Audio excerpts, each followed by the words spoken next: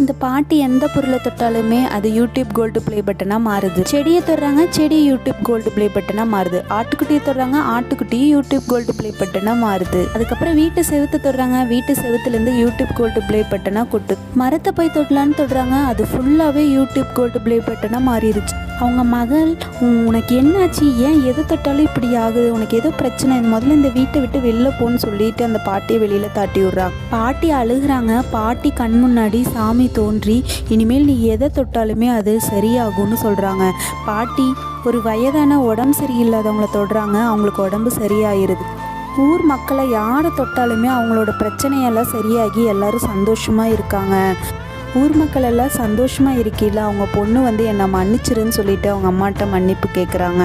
பாட்டி தங்கிட்ட இருந்த யூடியூப் கோல்டு ப்ளே பட்டனெல்லாம் வச்சு ஒரு வீடு கட்டி எல்லாரும் இதை பார்த்து சந்தோஷப்படுறாங்க. அப்புறம் பாட்டி அழுகிறாங்க. காரணம் யாரும் லைக் சப்ஸ்கிரைப்